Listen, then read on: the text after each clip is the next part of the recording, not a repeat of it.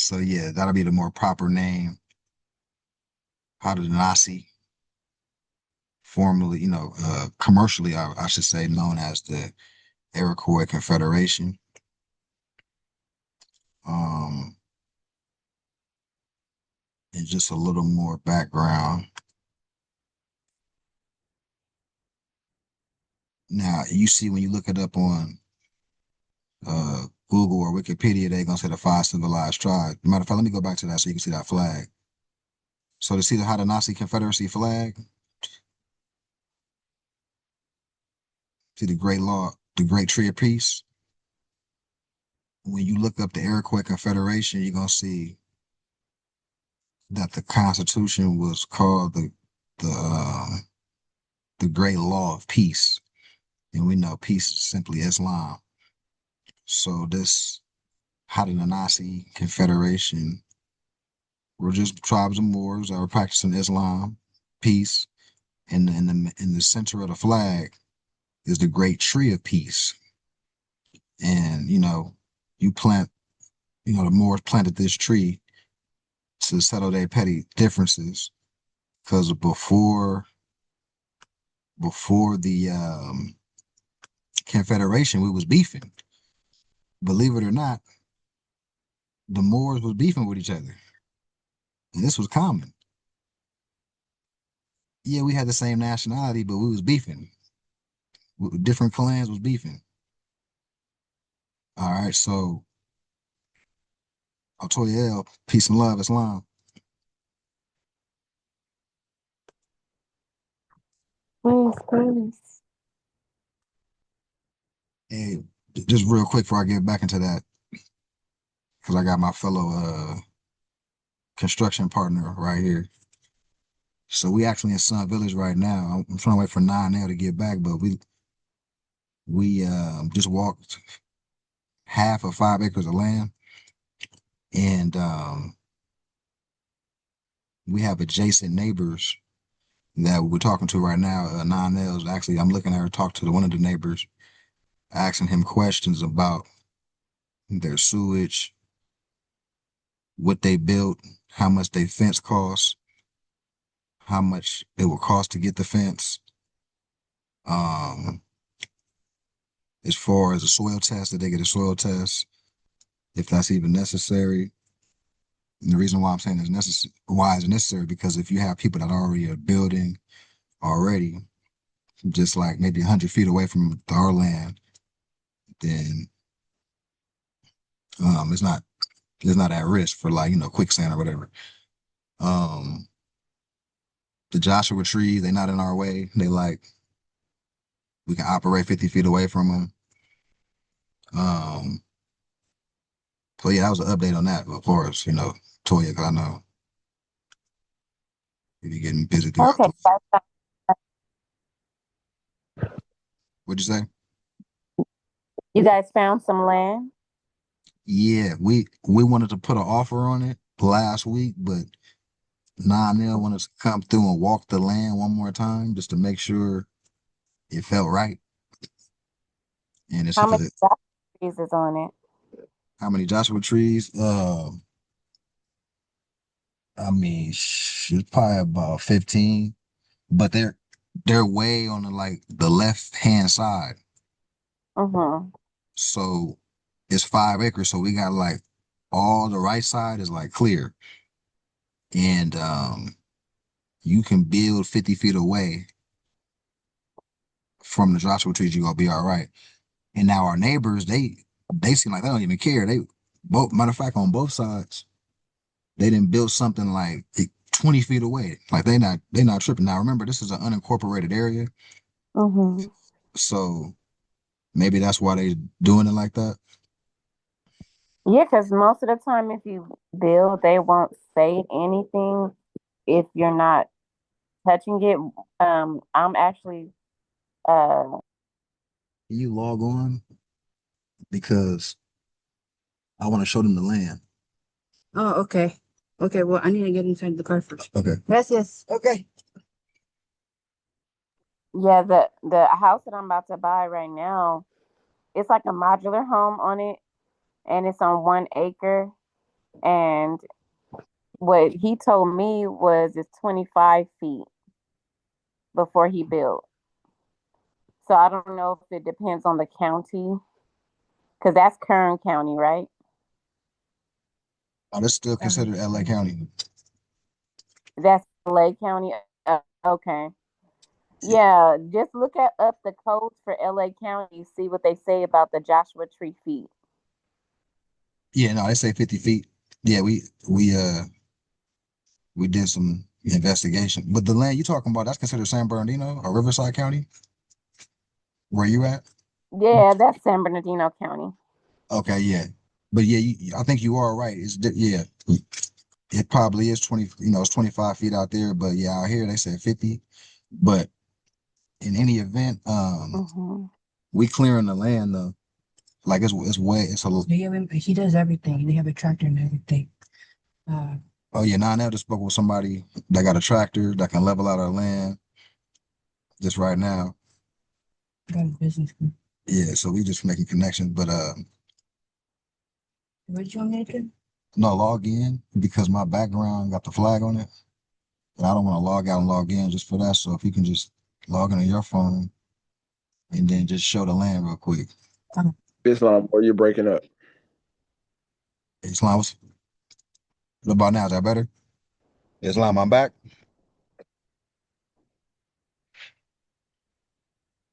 Can y'all hear me?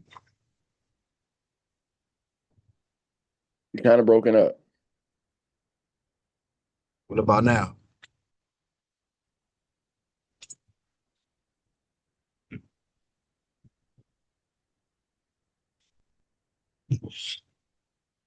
What about now?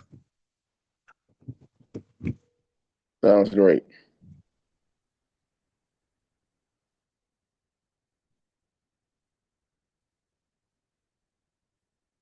Huh? What about now? Is that better? Okay.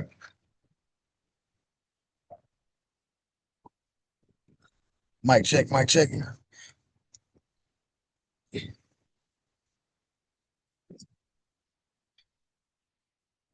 My bad. On the hotspot. Anybody hear me? Anybody hear me? Progress. Mute. Okay, give me a second. Give me a second. You sound great. Sound great? Okay. Sound great. Okay. Now push your camera. Push your camera. Push your camera.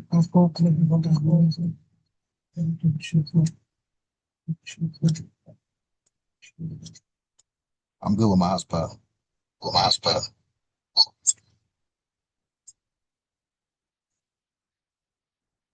I'm trying to make sure there's no echo.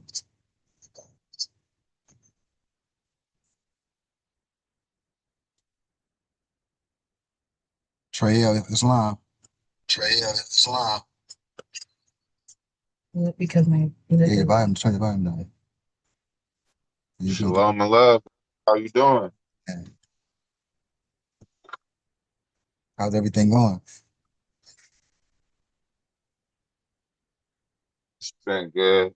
A lot going on. I had to uh, bury one of my cousins lately. She was barely hitting 40. Uh, she just did too much to her body with the drugs and stuff. Other than that, been good. Trying to get the family to be more healthier because we've been having some warnings with some relatives. But other than that, you know it's been Just turn your celebrating camera. my grandma's birthday. Doing what I need to do. like that. Yes. You mean go back that way? Okay. Yeah, I'm sorry to hear that.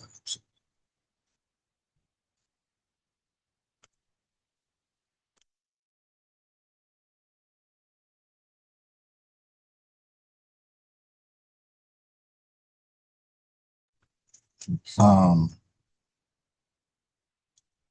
Toya, yeah, what were you saying? No, we were just talking about the Joshua trees and the feet. I think you were saying that it's per county Okay. the feet. Okay, yeah. The little subtle differences with the Joshua tree is 50 feet. She's gonna go out and walk and just kind of look at the land. Matter of fact, I'll take her phone and go. Uh, so everybody look at a 9L screen. I'm about to go show y'all the land real quick.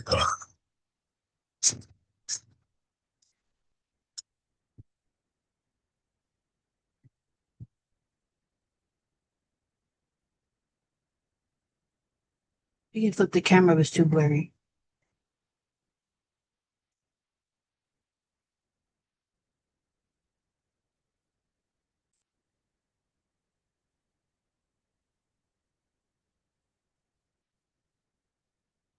Flip it to selfie mode, Mafi.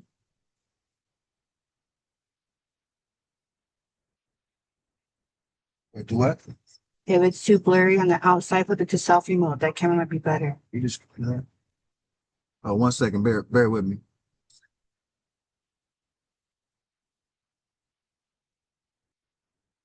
Where's my camera? Oh, there you go. Oh, I see why. Come on. Join back one. That's a blur on.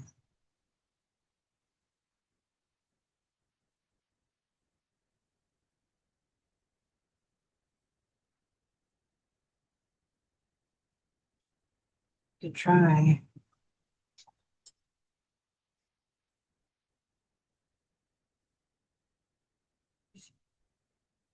Virtual background.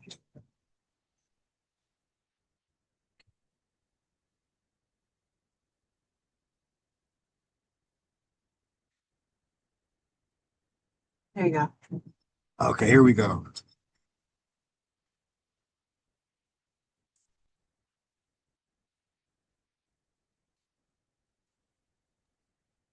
Islam, can y'all see? Islam, yeah, we can see. Yeah. So, so right here, neighbors. Here, we got a potential neighbor. Something. And that's what I was talking about earlier, but that's the land. So land goes all the way back 5 acres.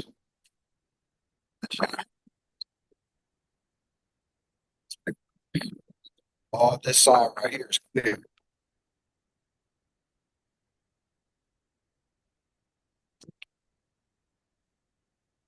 All this right here straight back. And then, like I said, it's a dirt road that will end up paving, but it leads to the main road into the main city. So we're gonna if they accept our offer. First of all, like I said, we want to come out here and walk the land and see if there's any booby traps or whatever, but it's checking out. Um, all these little bushes and stuff. What we're gonna do is level them out. We got two plugs on that they have come level all this land out from the low. And I'll put a perimeter, start with a gate, level it out. We're still gonna get a survey, so better specifics. We working with. And yeah, got a water source. No, we're trying to do the atmospheric generator. We still have people got plugs for water, ED. And other than that, it's just a septic tank situation. But any questions on that? What's your thoughts on that, Toya? You got any input? I know you already a couple stages ahead of us. Well, Similar to this. looks good. Just make sure, you check your setbacks. Yeah. If it's unincorporated, everybody's probably just building on their own. It looks like, um, yeah, just make sure you check where you guys can do the excavation. Um, if you need somebody, I have a couple of uh, operating engineer friends, but it's really pretty easy once you learn how to do it on your own. Okay. but just make sure you check where you could rent an excavator or a skip loader. Go flatten out the land, and however you want to do it, owner builder. If you want to do the owner builder thing, and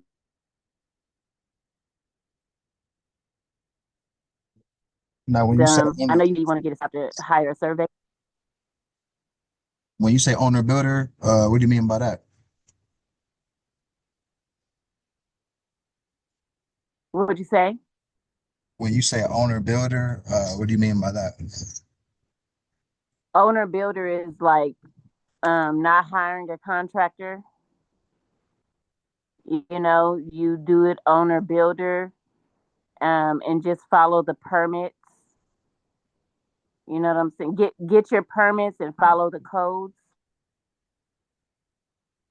Okay, You know I what I'm got saying? what you mean. Okay, okay.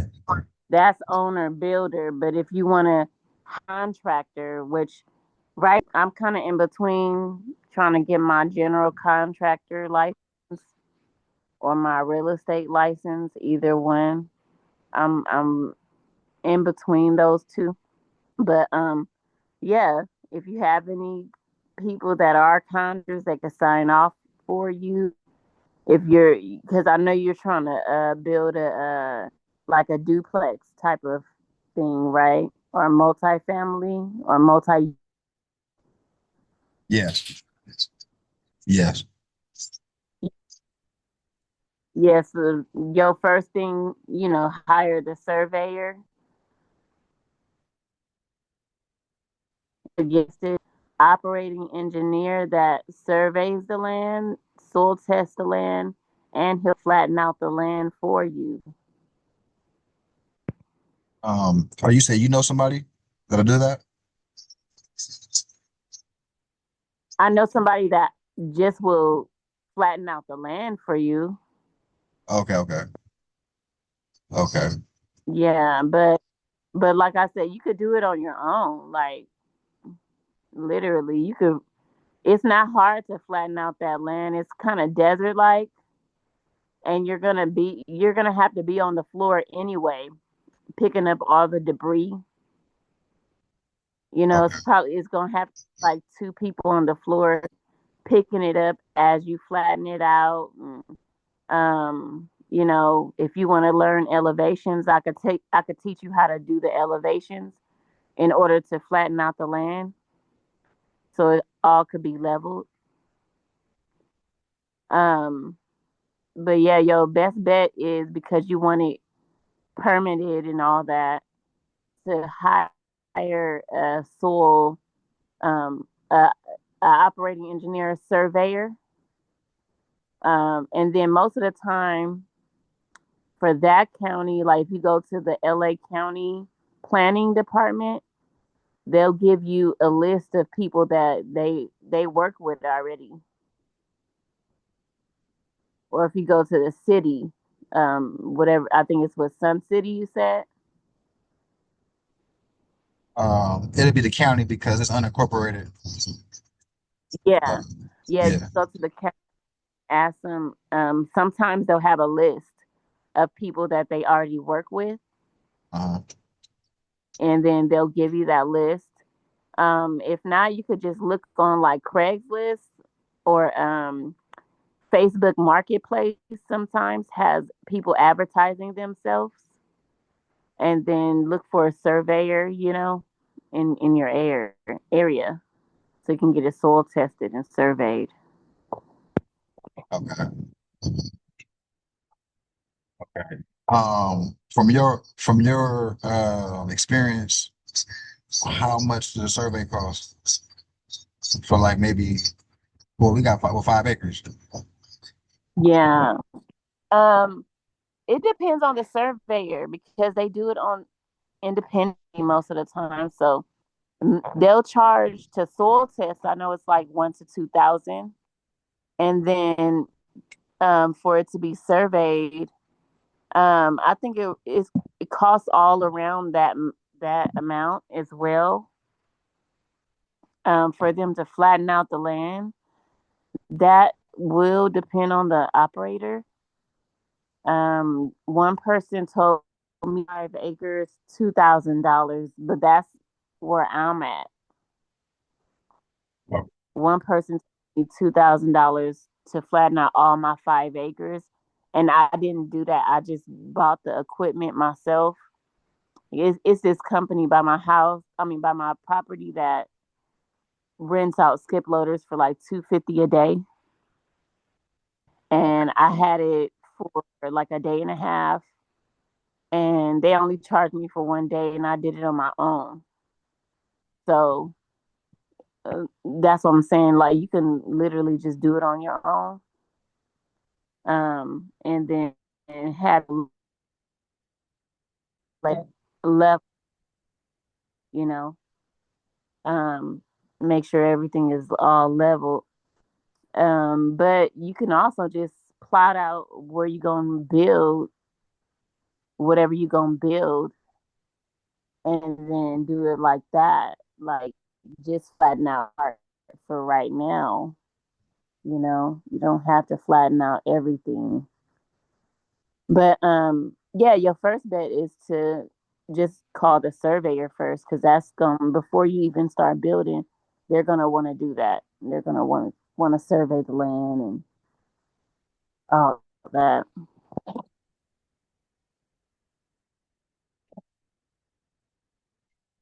Islam, appreciate that. Um, okay. So before we get back into the lesson for today, any thoughts on the land from anybody on the chat? Any expertise from anybody? Any thoughts in general? Okay. So after we do the demonstration right now, we'll get into the treasury report, and then we'll conclude. All right. So I phrased the question in the chat earlier about the Iroquois Confederation, uh, more properly known as Haudenosaunee Confederation.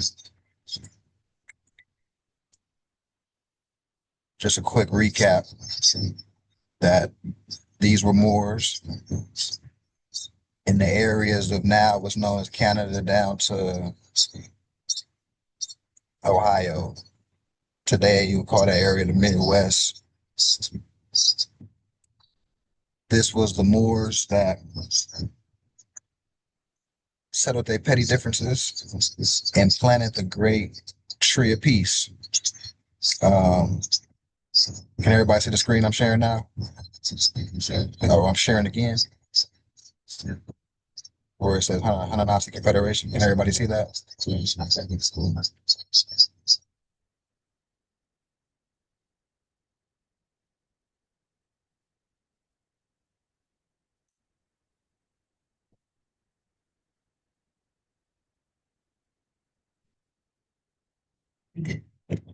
Huh? Let's meet it.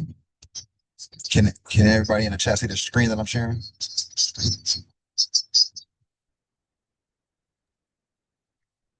Yeah, I could see it.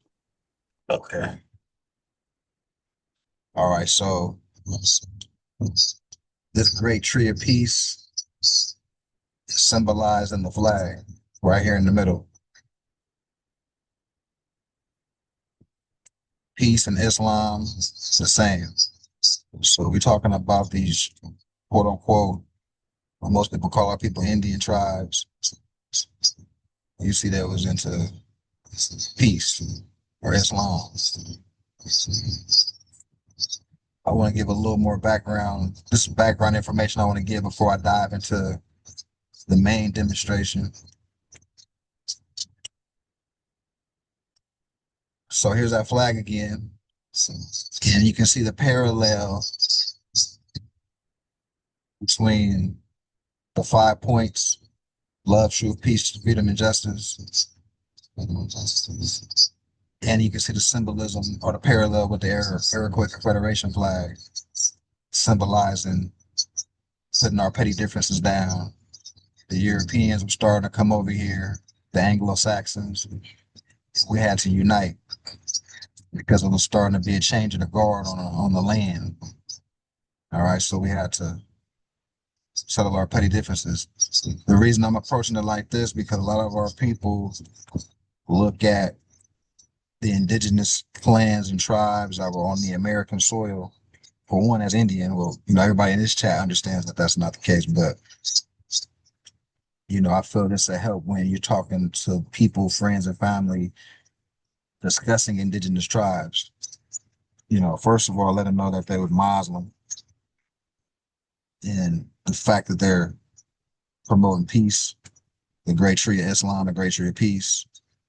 This is the other flag on some people got nationality cards where it's the imperial flag, and on the right, it's just the tree with the cedar tree, the continental American flag, and this is also in Lebanon's flag, and we'll get into that.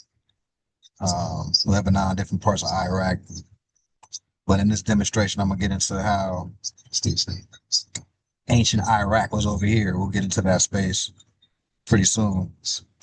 But I want to lay a slow foundation. Now, when you looked back to Wikipedia, which is very general, you see how they say the 5 civilized tribes or the 5 nations. You have an esoteric, as above, so below perspective on that. So someone reading this might just say, oh, it's a 5 civilized tribes. But when you get more in depth, you'll see it represents the 5 noble titles. As you can see underneath the flag, you got the El, Bey, Ali, and Dan. And of course, they were tribes, but they were also nation states that formed a confederation. It's not so primitive as you think. It's not just the tents and teepees, bow and arrows, bones through your nose, very elaborate governments with an S form confederations. All right, and these confederations help the pilgrims organize themselves. That's why they call their first document that represents their organization, going from the New England colonies. What do they call their document when they call themselves the United States or USA? Articles of Confederation. The reason their documents called the Articles of Confederation is because they were mimicking the landowners of North America, the Moors in the various Barbary states. Like it says in the annexation of Texas, that we went over a lot of times before it was Texas, it was Mexico. It talks about Mexico properly belongs to the Mauritanian races, the barbarous races, which are just Moors. All right, so these are the 5 civilized tribes, quote unquote. Ali, El, Bey, Al, and Day.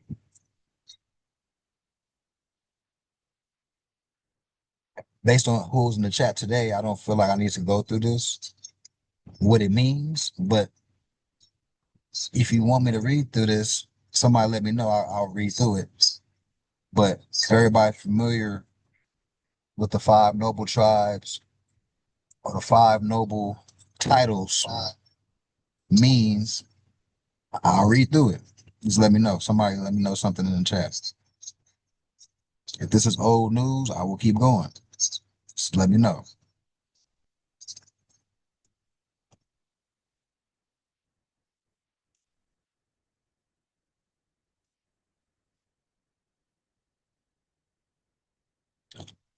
Okay, so Ali is an exalted and earned title. It is not self-assigned, nor is it given at birth. It is given for supreme courage, omnipotence, and accomplishment.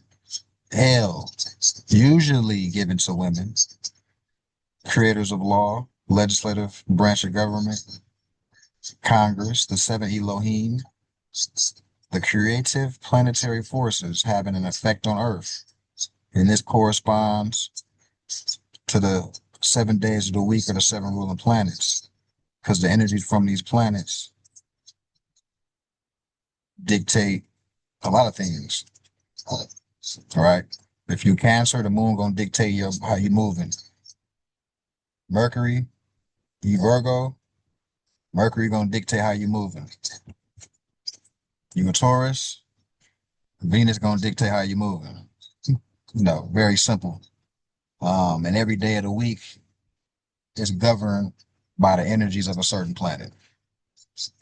Bay, enforcer of the law, or Sharif.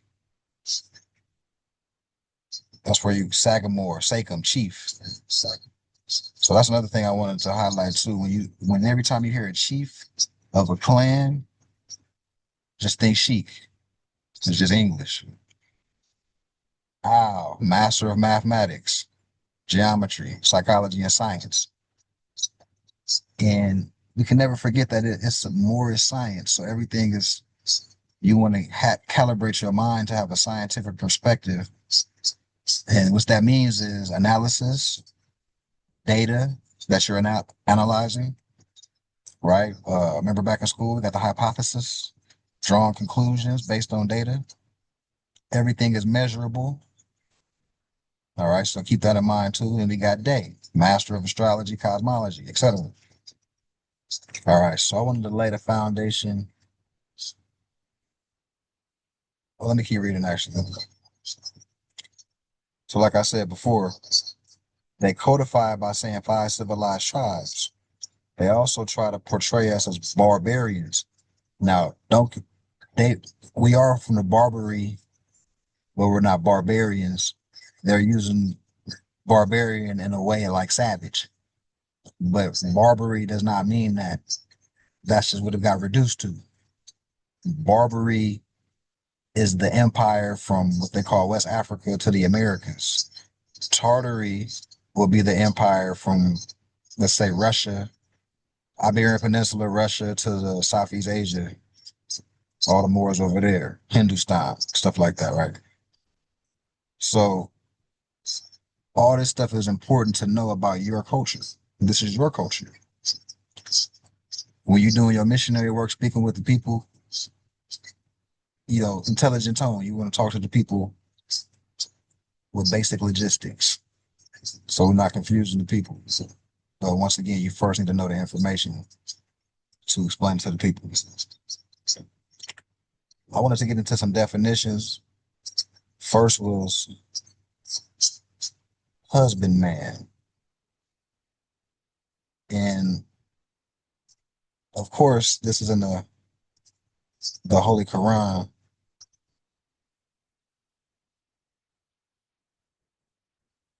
But when you first look at it, you're like, what's a husband man?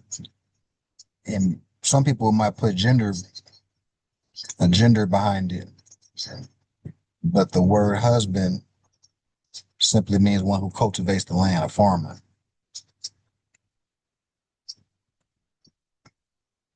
Now, man simply means intelligence or just to think. You're using your mind. When we get into spirit, we get into breathing. The breath. That's why yoga is so ancient. That's why breathing exercise is ancient. And to even activate your pineal, you will have to consciously breathe. When women give or have offspring, they'll coach the women on their breathing. So until the beneficiary comes out. Everything is about the breath, your state of mind, your consciousness, how at ease or at peace you're, right? It's about the peace, right? Not only maintaining peace with people, but peace within yourself. That's a process. It's an active process to have a peaceful thoughts. There's a lot of stuff going on, a lot of crazy stuff going on in the world that can have you distracted. But the people that aren't distracted compared to the people that are distracted, they typically have some sense of discipline, right? Little habits and customs that they'll continually do. Right? All right, so keep that in mind about the breath. So let's get into the art of breathing. Spirituality and the art of breathing. So when you're breathing, obviously you're using your lungs. And now we're taking a more scientific perspective, getting into the intricacies of breathing.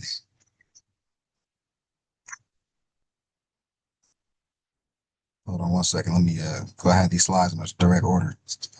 All right, so the lungs. The lungs are the primary organs of the respiratory system. Their function is to gather oxygen from the environment and transfer it to the bloodstream. Now, keep in mind, this is spirituality. Everything we're talking about right now at this point is spirituality, the art of breathing. Anciently, I know what they say spirituality is today, but this is ancient. This is perspective, old time religion perspective. The blood, the living spirit of man, the bloodstream, being powered by the heart, carries blood cells throughout the human body. The brain needs an uninterrupted supply of oxygen in order to function optimally. Optimally means at its best. So that's back to breathing. You're talking about the breath. Oh, so when you're breathing properly, your brain, the way you think, is working at its best. It's like you give your body your oil change. Most of us are breathing not deeply. We just take for granted we just breathe in whatever. But if you constantly take deep breaths, your mood will change, how relaxed you are will change, the type of thoughts you have will change. Man, know thyself. Self-study. If one were to observe the condition of one's body in a state of anxiety, you will quickly find out that you are not taking deep breaths. We are often taught when one's chest is visibly raising or lowering, they're improperly breathing. Improperly breathing. Not properly. Not properly breathing. Yet, if one were to adhere to the command of the Holy Bible, Matthew 28:20, observe all things whatsoever I have commanded you, and lo, I am with you always. I.e., if one was to observe nature, you will often see that animals take deep breaths, deep enough to expand not only their chest, but their diaphragm, the area below the lungs, and that is a proper breath. And we were talking about the Buddha, why the Buddha appeared to look fat a couple weeks ago, because they just dramatized the fact that he's taking a deep breath, which causes you to have a belly or your belly to stick out a little bit when you take that deep breath. And they just went crazy with that depiction. Now the Buddha got a belly, right? We went over that a couple weeks ago. How that, basically they over dramatizing the Buddha. So this deepness of breath and natural respiratory pause will provide the sufficient amount of oxygen to the brain. And back to the origin of a lot of our brothers that are Muslim and making the prayers 7 days a week. 7 times a day. The posture of the prayer is a yoga position, which allows oxygen to come to the brain at a faster clip, giving you clairvoyance. That's the origin. A Muslim today might not know it to that degree from a Sufi perspective, but that's okay, as long as you as the more you know it. When one is not taking full breath, indicated by the expansion of the diaphragm, you will notice your heat rate begins to increase. As it is trying to, your heart rate, that's a typo, as it is trying to pump enough oxygen bearing blood cells from your lungs to your brain, i.e., your brain is in a state of panic or anxiety.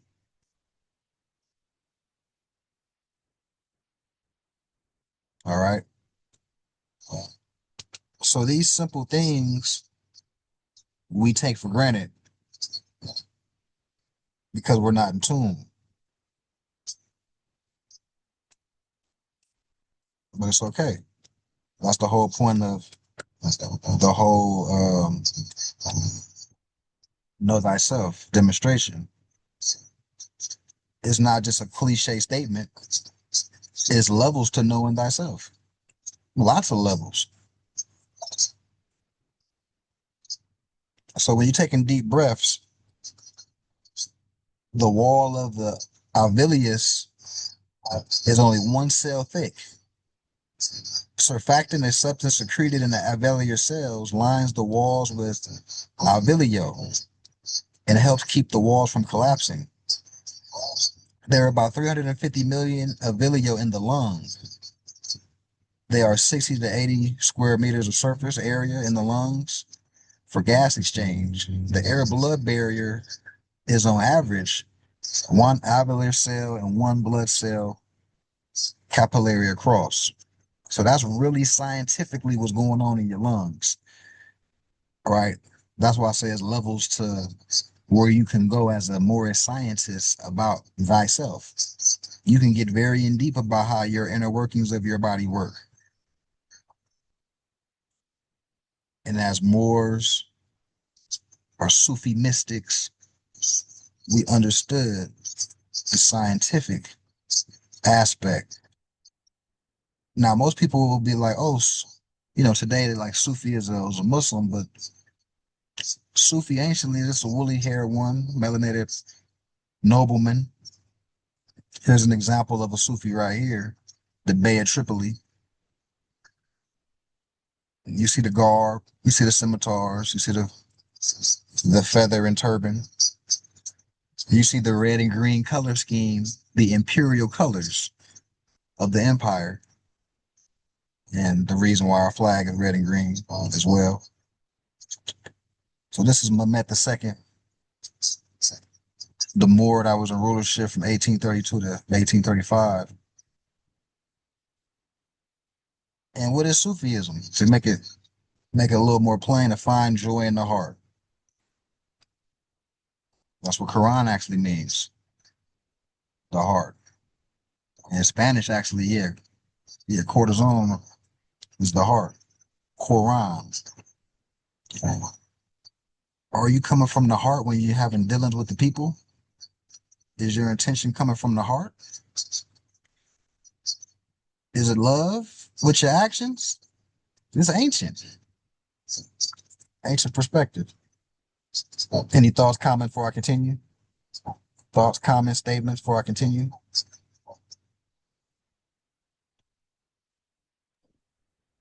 Islam. Islam. So, raising, doing those things like breathing, isn't that connected to like, because I see that you had mentioned Buddha and those things. Isn't it your frequency, raising those vibrations and frequencies, especially like even doing the chanting, that's using your breath and while you chant to you raise your vibrations? Islam. Yeah. Yeah, those chants. Yeah, those vibrations like yeah, those vibrations calibrate your frequency. But it's not only a vibration, it's also breathing going on as well. So I'm glad you brought that up. And all that's correlation. Yep, all that's tied in to what we're talking about so far today. You know, stepping stones on how to maintain peace within so you can have peaceful dealings with others. Because you're not gonna have peaceful dealings with others if you ain't at peace. And it's different levels. That's why they got the neophyte all the way to the adept. Because when you having a brotherhood and sisterhood with people that are on these different levels, we can aid and assist our brothers that are struggling, brothers and sisters that are struggling in these areas by simply demonstrating. They got the steel sharpen steel type of the situation, right? Um, but yeah, how you feel about that? Um, James Conway, right? Islam. That's what Because one of the reason why I brought that up is watching listening to the movie what's that? What Love's Got to Do with It when Tina Turner was learning how to chant and breathe. She they showed that's how she got out the situation she was in by chanting and breathing, and she could overcome the situation she was in. That's what Islam, I had noticed. Islam, very perceptive, right? Very perceptive. That's a great perception. And it's the truth. And what you start finding out is that once you start getting these adept level lessons or just the truth in general, you can double back and start watching these movies and you're gonna start seeing the truth up in there. Like, oh yeah. Oh, okay. Mickey Mouse got the fez on. He a magician and on Fantasia and people with fezes chasing like Indiana Jones and the Smurfs got the Liberty cap on. They magicians and all that, right? All these things start popping out when you double back. It's blind when you don't know the information. It's going over your head. But anybody else in the chat got anything they want to add before I continue?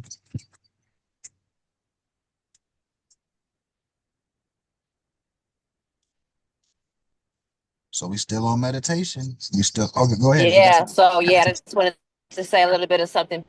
Peace. A little bit of my wisdom for the invitations and salutations. It's the Sirius Sun portal, so I just wanted to just acknowledge that. Anybody have any camelback draws? So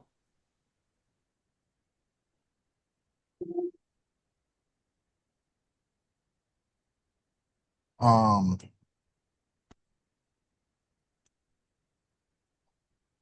I'm gonna need you to repeat that one because Nile came in and I heard an echo. My bad. Can you repeat that one more time?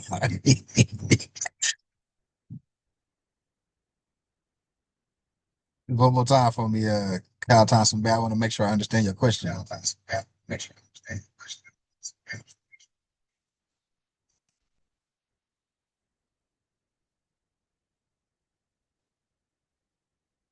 Can you repeat your question one more time, sister? Kai Thompson Bay. oh, Islam.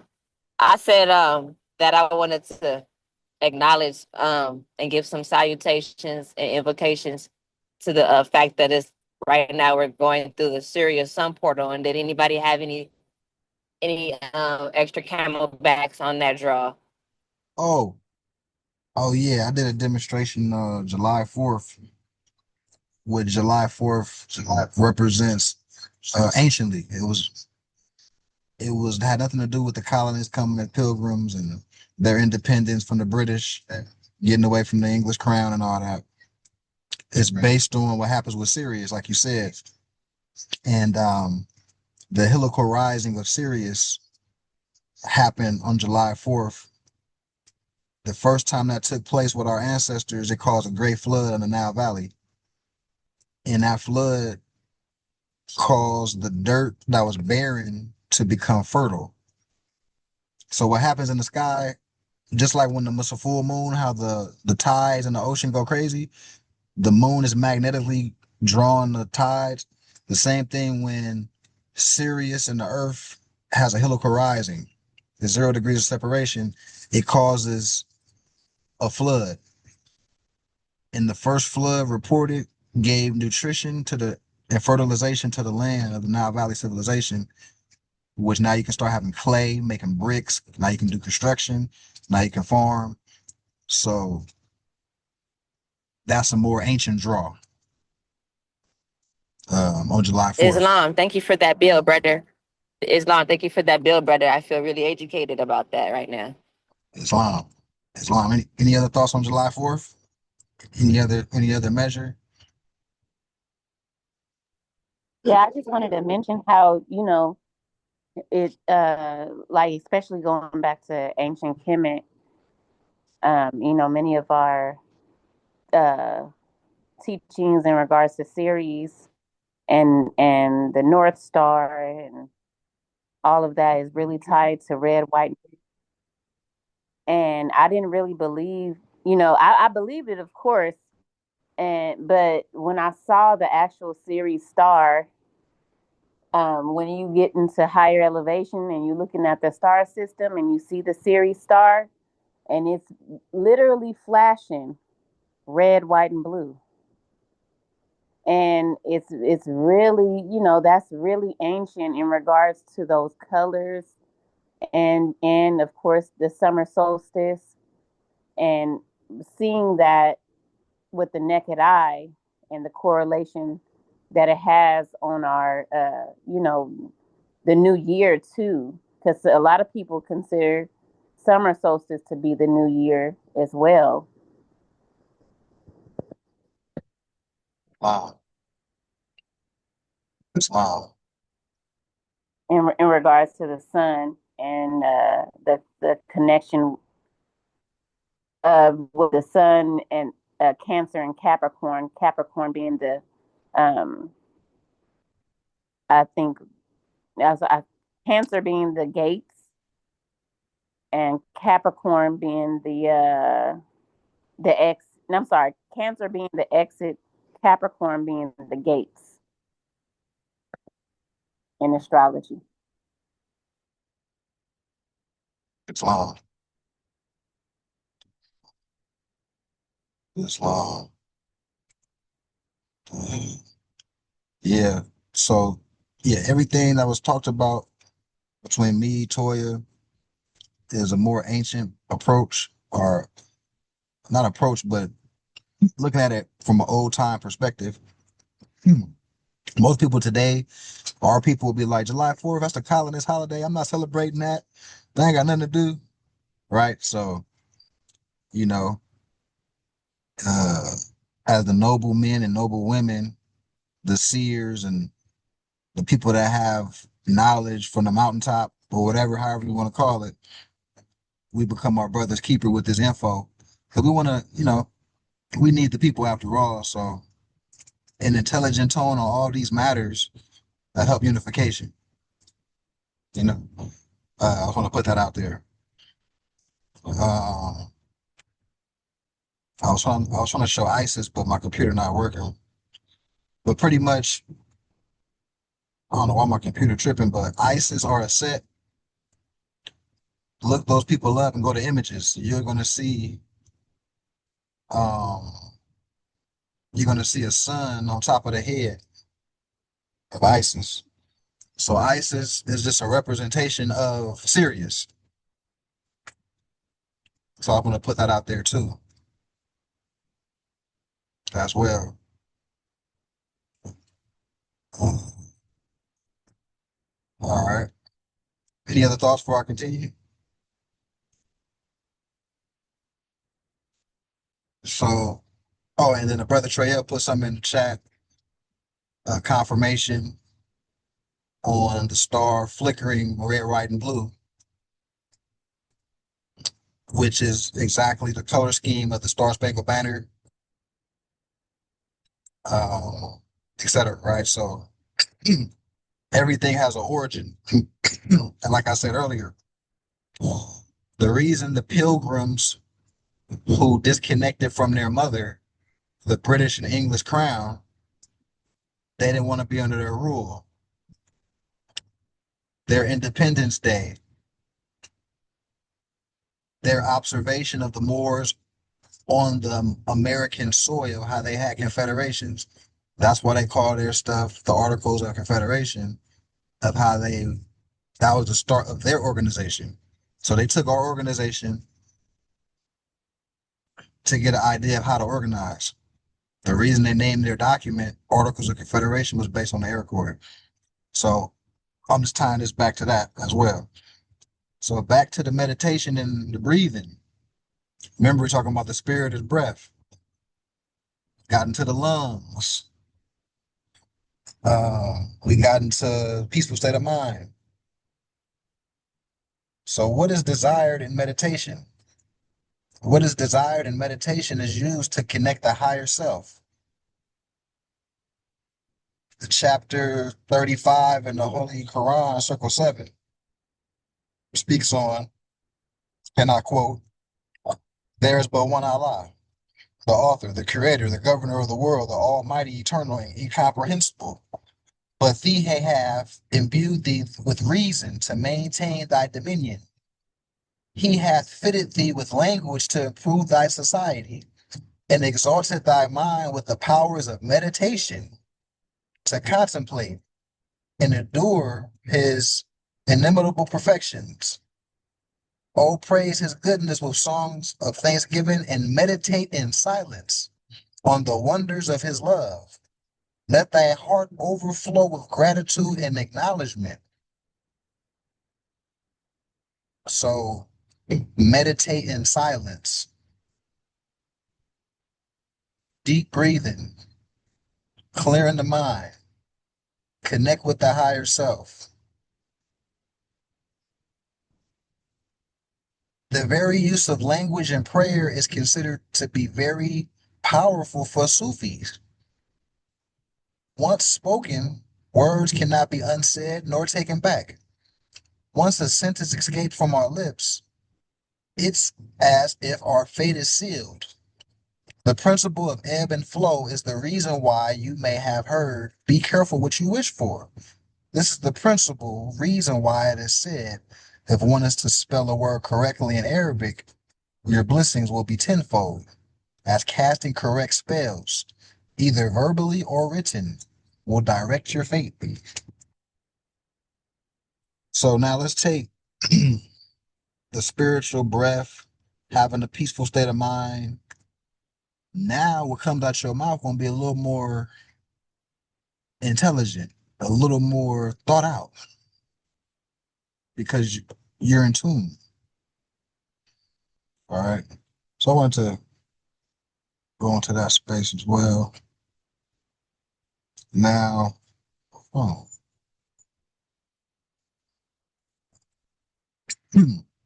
Allah. When we get into the Allah degree from as below, we're dealing with arm, leg, arm, head.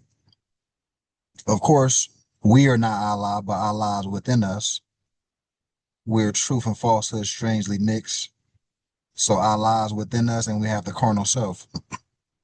And then the Allah within us wrestles with the carnal self, and that's the longest fight in history, right? But when we come into the body, we're dealing with the energy wheels that we have within us called chakras. So mastering the root will be equivalent to mastering the lower self if we're getting more specific, right? But before I get into that, let's go back to the other one. Kind of like the way it was laid out.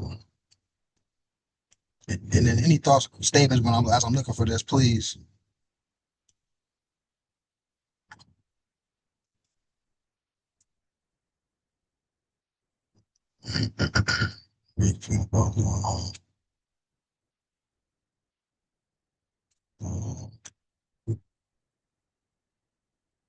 So I like this diagram better, or it goes hand in hand. Root chakra, sacral chakra, solar plexus, heart chakra, throat chakra, third eye chakra.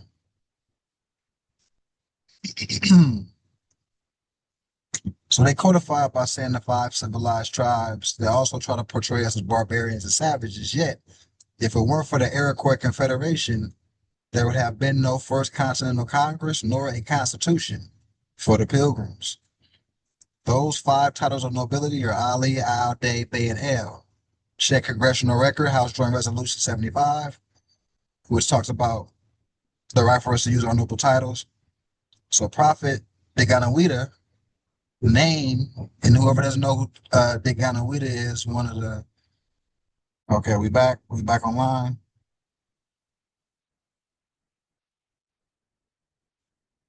Let me know if we back.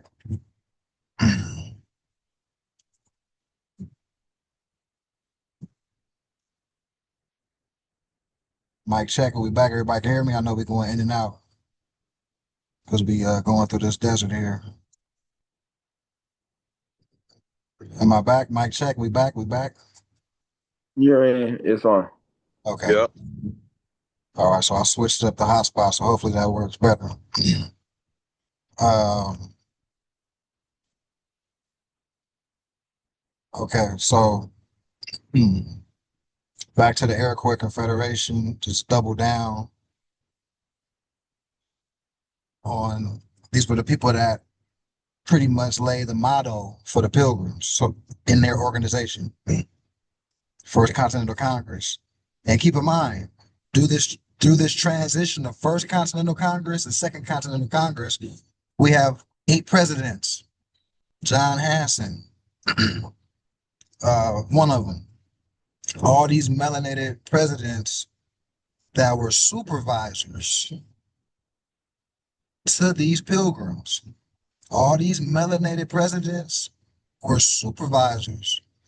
So when they say George Washington is the 9th president, that's why, because it was 8 before him.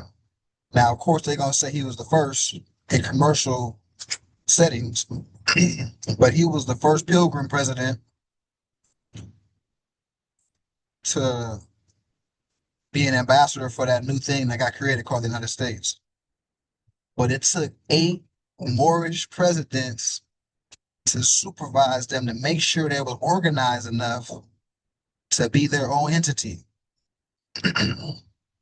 This was all Iroquois Confederation, because when you do the knowledge on John Hanson, Benjamin Banneker Bay, all these people were around during the First and Second Continental Congress, the supervisor for the Pilgrims, and these people were wearing multiple hats: president, prince for the Shawnee Confederations,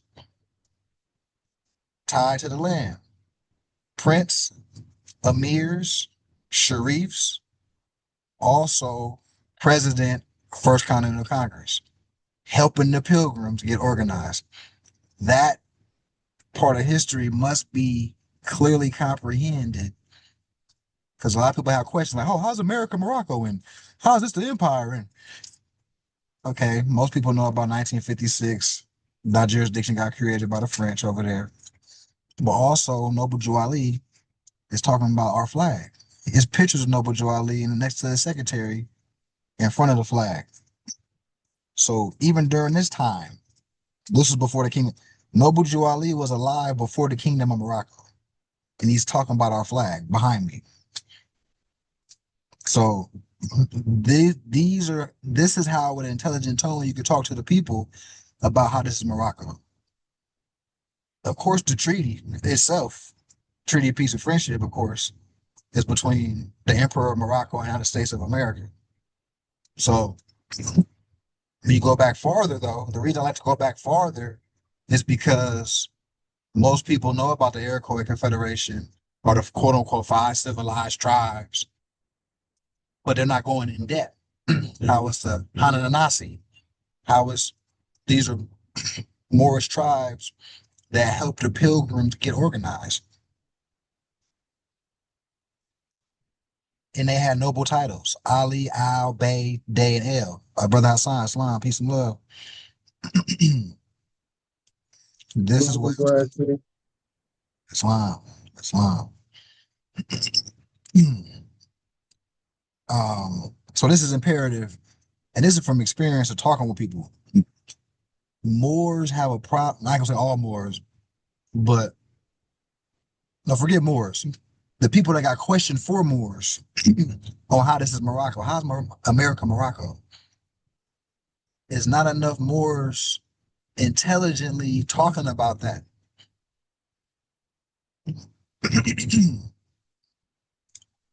The bullet points I gave right now is very logical and sound. Just show a picture of Noble Drew Ali, like I say, in front of the most famous picture. Like I said, the most famous, but it's a picture with Noble Drew Ali next to his secretary, here in front of the Moorish flag. This was 1919, 1920, 1921.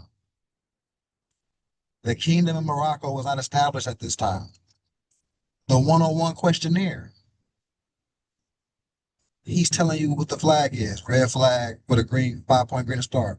This is before 1956. There was no Kingdom of Morocco. Show these people these things. Show the people the treaty. Show the people the letter from George Washington addressing our Sultan in 1780, 89. Bernard Watson Bay, Islam. Islam. I'm glad you're mentioning that because this knowledge is obscure and kind of hidden, and you have to have certain degrees of understanding, especially when it comes to the dominions. When he said the dominion, when you Google, because I actually Googled it, when he said his dominions, was that referring to America when he was referring to, and it says it was referring to the power of Morocco when he was talking about the dominion. So you have to realize that when they say about the commercial power and the power of Morocco, that's what they translated as through Google as the dominion, the power of Morocco, and the port power they had and everything, and how it affected America and how they had to negotiate with Morocco for certain power dynamics that Morocco had over certain aspects of the land and so it's hidden. You have to really do the research and really be sincere. Like a lot of people who are naysayers, they're not really sincere on actually wanting to know the truth. So that's where a lot of it get lost in Islam. Islam. There's some great points. Right on the money. Anybody else got any thoughts on this space? Now here's the picture I was talking about. Can everybody see the picture? Noble Joe Ali next to the secretary.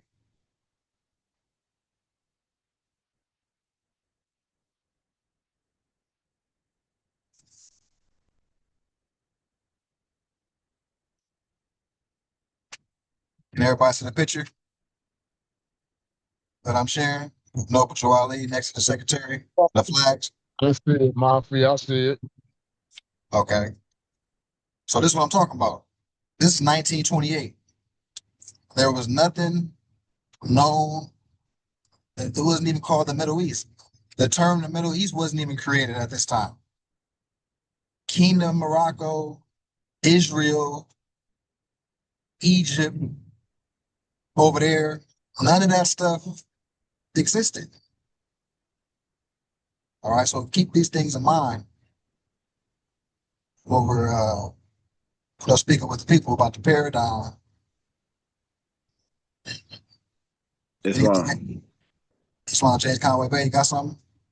Yeah, what I've noticed, especially speaking with other with so-called black people or people Europeans, when they reflect back to the school teachings or uh, their higher education, in which say have no, since it wasn't taught, and with the what we would say the great book burnings now, it's not really Moors or someone that has been uh, um, getting certain knowledge off of social media or some type of online education. They really don't grasp it because they say what we're talking about, especially the picture that you say that you're showing. I think I have that picture somewhere before I went visually impaired. I have that picture somewhere in one of my books. But yeah, they can't grasp it because they're like, this person you speak of Noble Drew Ali. Why don't and I've been asked that question. Um why hasn't he been talked about like everybody know about Marcus Garvey, or they heard about him, or they heard about Elijah Muhammad and all the others, but they never really heard. They have never. A lot of people have never even heard the term or heard of the person known as Noble Drew Ali, Prophet Noble Drew Ali, Islam. Wow. Islam.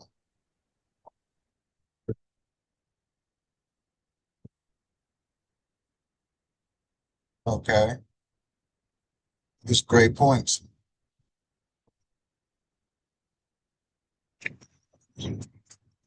So I want to transition. Oh, Brother Hassan, you got something? Islam. Islam, Mafi, I got a question. So for me, like just coming into the paradigm, excuse the background noise. I'm traveling to Virginia from Connecticut. But as far as me like being new to the paradigm and looking at the treaty, it seems to be spelt out like a trade treaty or like y'all be cool and not mess with us while we crossing the water. So I'm trying to figure out, can somebody please with more knowledge elaborate on how the treaty is in the Moorish paradigm as far as what I'm trying to do and what I'm trying to gain. And I yield. So at that time, we were traveling back and forth because the empire was not just the Americas. You had Tripoli, you had Tunis, uh, we had different sultans in Cambodia and the Philippines or Moroland, and it was still international. Also, we had Europeans that we were going to war with that we had to distinguish that were not part of the United States crew. Um, England, Britain, the Dutch, we were going to war with on the sea. So they would wave that flag. We know that was an enemy. The pilgrims that were waving the Star Spangled Banner, when we see that flag on the sea, we're like, okay, that they part of the amity and commerce. They part of the treaty. They're an attachment to the empire. That's how we would distinguish. So a lot of the verbiage is talking about stuff like that, like um, maritime. You know, a lot of dealing with different boats and vessels. The term vessel is used a lot. So that's for that. But today it still is enforced or is still applicable, I should say, to jurisdiction. Now, of course, we're not organized. There's levels to it. We're very fractionalized, like I always talk about. So we're not enforcing the treaty properly because we're so fractionalized. But in the ideal world, if you march your vessel, you got Moorish plates, you got the flag. It's a community of Moors that you are part of, that you're going into, parking your vessel in that community. It's construction going on, it's vegetation, it's hospitals, it's the whole nine. Full-fledged neighborhood of Moors. Now we talk about enforcing the treaty because we marked our vessel, you know. But no, but I don't want to keep talking. Or how you feel about that, brother Hassan? For Islam, that makes a lot of sense because, I mean, isn't the United States still bound by maritime law to this day? So I guess that's how the treaty will coincide. Once a person is involved in, like you said, a community of people, you can push that situation. I thank you for that, Grant. I appreciate it because, you know, for a person that's just coming into this paradigm, this knowledge, if they just read that, they read it for the literal sense. Like I'm speaking for myself. So I'm like, I wanted to ask about that so I can get a better understanding. Now that I have that understanding, I can go back and read it and really study the intricate matches that's in that treaty. that's beneficial to my people. Islam. Wow. Vernon Watson Bay. Islam. I like it, how the brother mentioned about how the commercial aspects of the treaties and how it was admiralty relationship between the United States and Morocco, and how we can still utilize that. Like, that's the superior way of operating, in opposed to all of these ones with the UCC demonstration and everything. We have the superior position as if we, like the brother said, get our act together and organize and ascend to these treaty protections. Man, like the brother said, we can be uh, traveling in our conveyances. As long as we have our flag, they can't interfere with our affairs at all. Islam. Wow. Islam. Jen Conway Bay. Islam. I just want to go back on to when you were talking about the president, John Hanson, and the President George Washington. Because when I was noticing a while back, especially during my studies, and I was looking up who John Hanson was, but in my constitution that I have, when they mentioned George Washington, it said United States U.S. President, U.S. President. And then when I look at John Hanson, it said American President. So those are two distinctive wordings for two different presidents. And I was kind of wondering, because I had to think about it, why did it say U.S. President for George Washington and it said American President, in which that's a general term, but and both are general terms, as because America is two continents. And then when I looked at the United States corporation part of it or whatever, it doesn't say corporation, but you know it that's what it's thought of as now, or known as now. And I was like, so John Hanson being one of the American presidents, when I got to really listening to Taj, because it being the general term, and had me thinking back to the sense of knowing what a map is. But yeah, it was just a difference, especially being in a constitution made in this time, and they made that distinction to put him as the American president, John Hanson. Islam. Wow. And just to add on, so in 1777, His Imperial Majesty Muhammad Ibn Abdullah recognized the English colonies when the Star-Spangled Banner trading banner is flown in order for the empire to distinguish the newly formed colonists as an independent body politic, not to confuse them with the European vessels owing no allegiance to the empire. The Continental Congress adopted the Articles of Confederation, the first Constitution of the United States, on November 5th, 1777. However, ratification of the Articles by all 13 colonies did not occur until 1981, March 1st. November 5th, John Hanson the Moore. So 1982, November 5th, John Hanson the Moore is elected as the first president of the Second Continental Congress, representing this newly formed United Colonies. He is the only president to have spoken under the Great Seal Pyramid.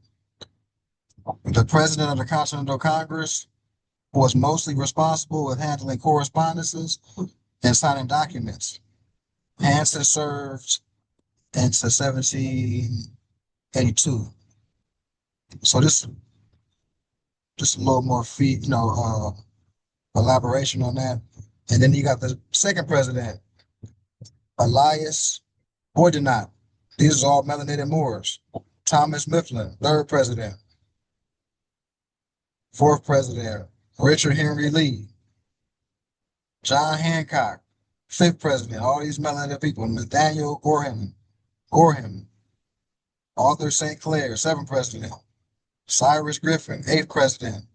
All this during the Continental Congress, First Continental Congress, Second Continental Congress. All these were supervisors of the Pilgrims. It doesn't get to 1789 where we got George Washington. And even in 1791, George Washington pays ransom to Algiers, which was a Moorish nation state, to free 10 sailors that were captured because they weren't paying their rent over here. We got the Sundry Free Moors Act with 1790. So now the Sundry Free Moors Act becomes more clear on why there were Moors in South Carolina saying we're not Negroes. We're under the alliance of a sultan. We're not under the Negro law. We're not under Christian black codes. Now it becomes clear why it was Moors talking like that, because in North America, it was a difference between U.S. citizen and the true Americans.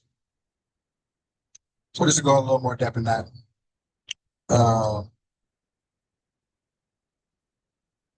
So let's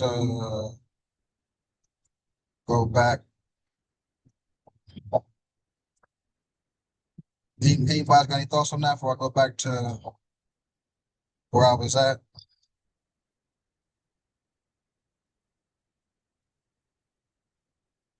So we went into Hermetic principles, 7 Hermetic principles, baseline,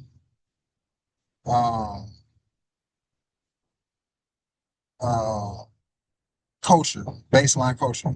Everything vibrates, as above, so below. Everything has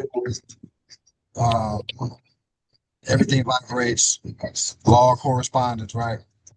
So what is Hermetic? What is Hermetic?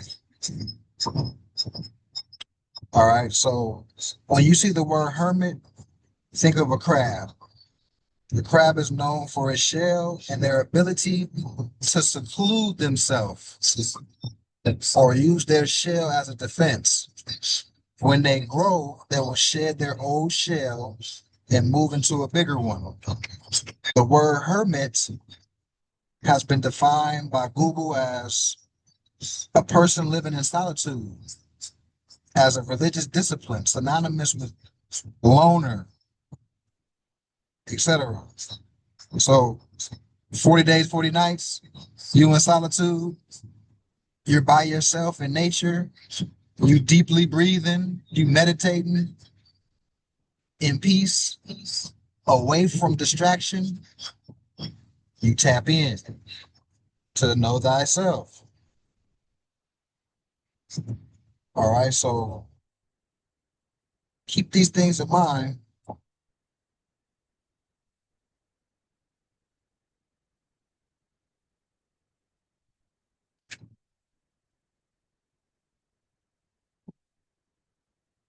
When one studies any religious book, such as Quran with the K, the one with the Q, or the Bible, and the stories of Moses, Yahshua, Muhammad, David, etc., all of them received the word from God, Allah, Jehovah, alone. They were all alone. Being alone allows one to remove outside influences, opinions of others, and step away from the situation, making it easy to form an unbiased opinion, just as one would stare at a 6 feet painting from 2 feet away. With the height of the painting being 6 feet and your distance being 2, you're unable to see the image in its entirety, thus making it difficult to form an opinion of it because of your sight is limited. This same principle applies to a situation where one may be emotionally invested or affected in some way. Emotions can make it difficult to make rational and logical decisions. But once we remove self from the equation, we are able to make unbiased decisions, which are often the right choice. If you're faced with a difficult decision or you're simply looking for direction in life, there is no problem in seeking advice from others. But The decision and path you take is entirely up to you and the choices you make. Although those around you may genuinely care, no one can see the situation you're in or faced with like you can. This is where knowing that you are connected with the divine source that people call God, the universe, etc. This connection can only occur in deep thought, stillness. It is very difficult to listen to your own thoughts while having others share theirs with you. Since the universe is mental, once they share with you, they have planted an idea in your head, making it difficult to figure out which thoughts are genuinely yours and which thoughts are the options of others that you have adopted as yours. Eventually, like a hermit crab, you will shed your shell, i.e., the time it takes to become still and listen to yourself. You will even be able to do it while in a loud environment or while others are sharing their opinions and thoughts with you.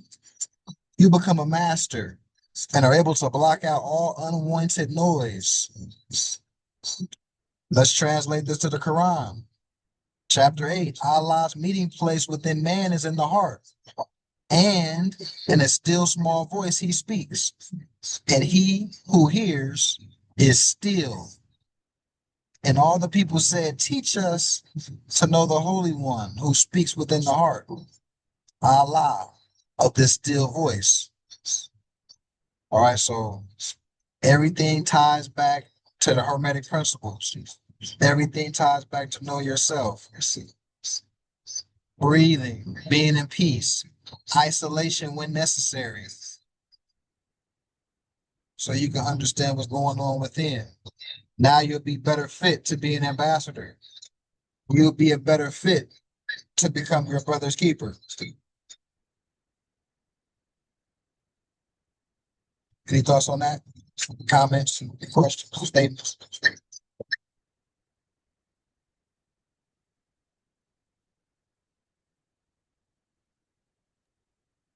Okay.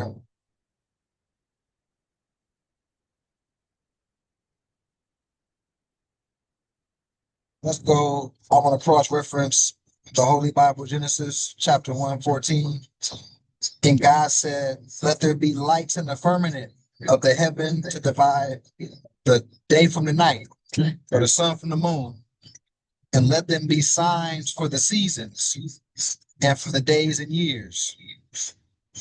The Amun, as the original genuine high priest of Al Kemet, the designation of Amun or Amun is a reference to those who held the secrets of the universe in safekeeping so that the enemy, the Shetun or Satan, couldn't use it to destroy the world.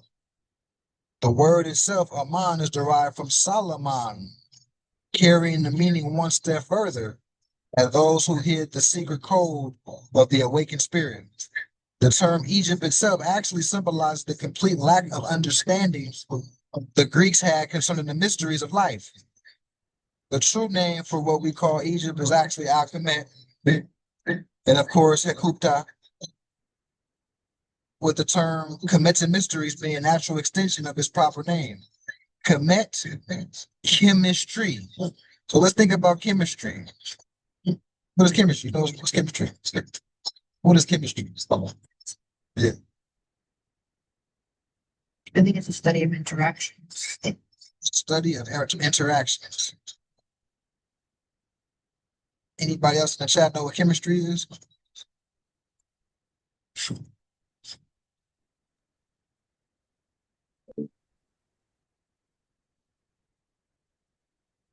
Nobody in the chat knows what shit.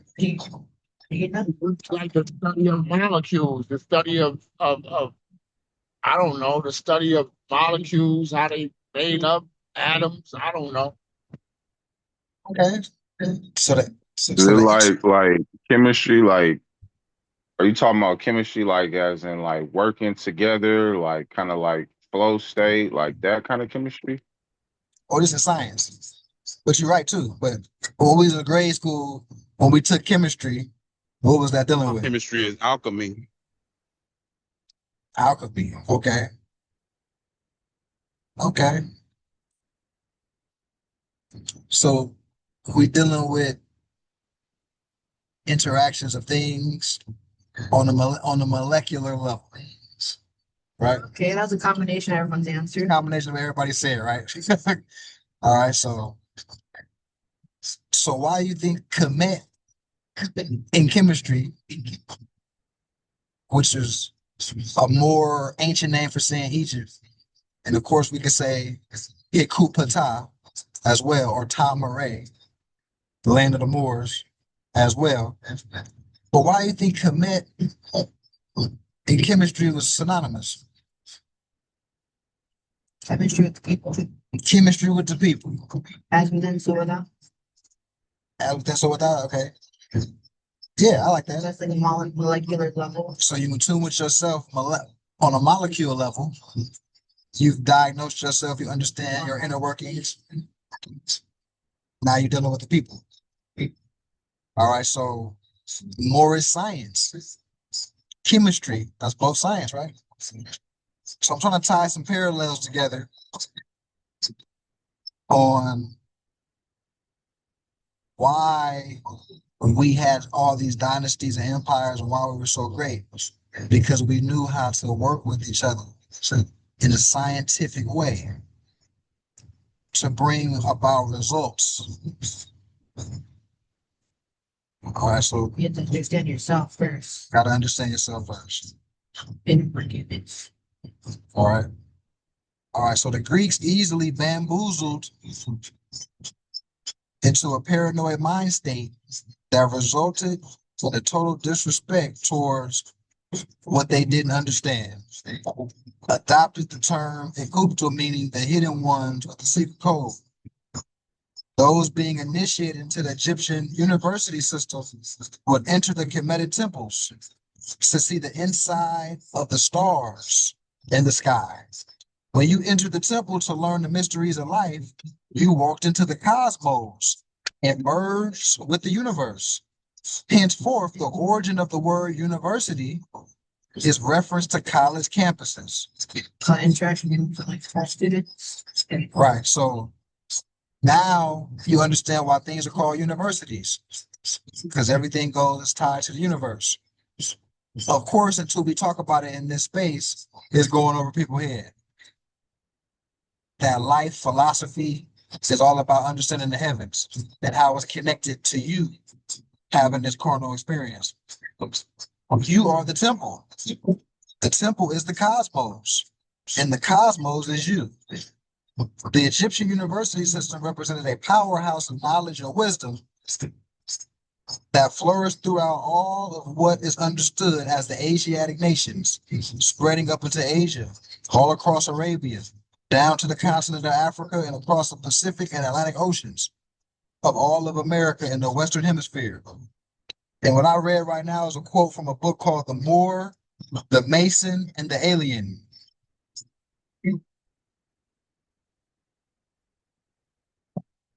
Any thoughts, comments on that? Everybody pretty clear on that?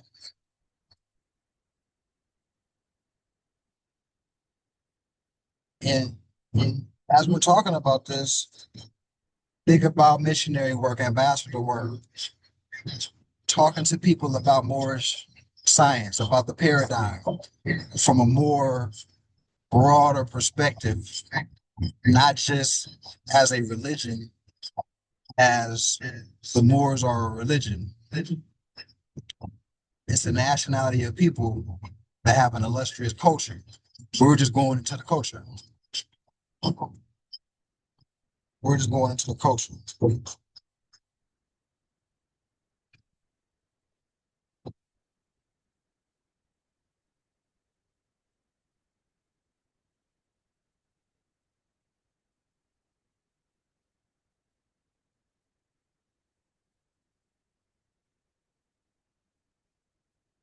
Okay, so now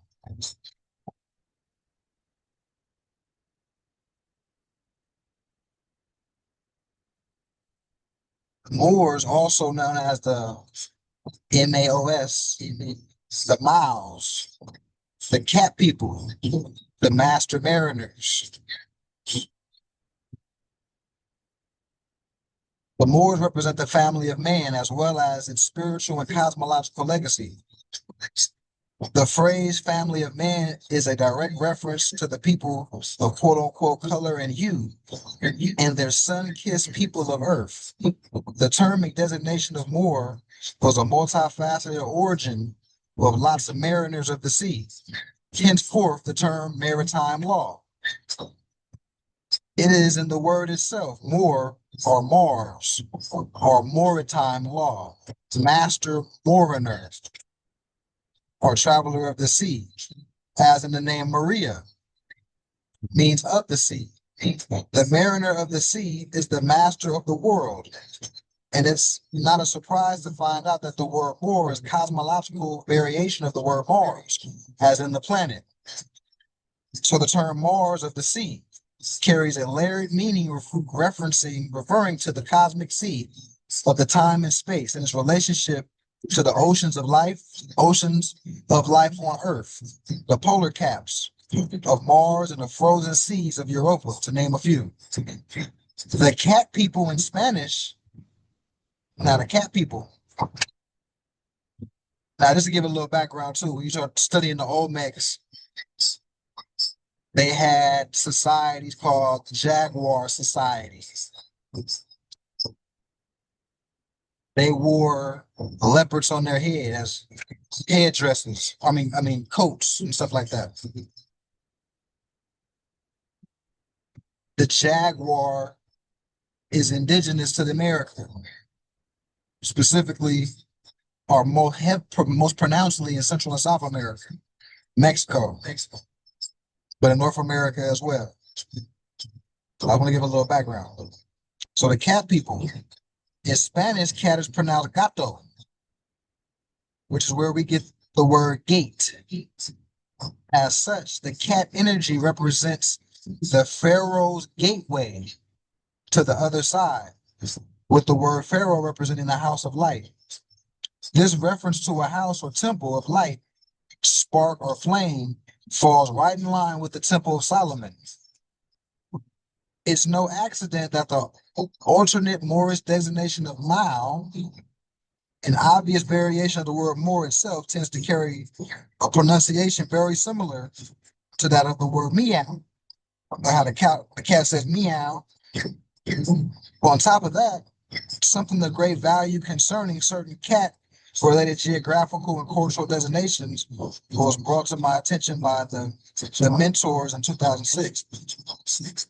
I am mainly referring to the three designations: the Iroquois Confederation, the pivotal country of Iraq, and one of the great lakes known as Lake Erie.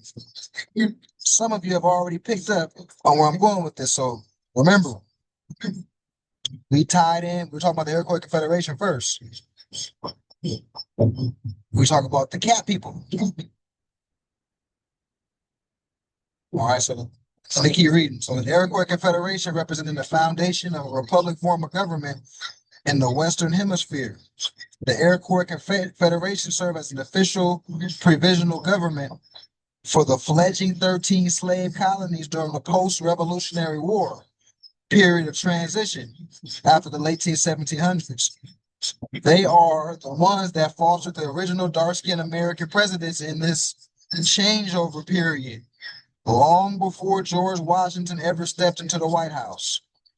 They gave the founding fathers of the United States the knowledge and wisdom of working constitutional government or having a republic, serving it to them on a silver platter while teaching them what a real Constitution and Bill of Rights was supposed to look like. Here, dumb quote-unquote white people try not to screw it up. So comprehend these things, right?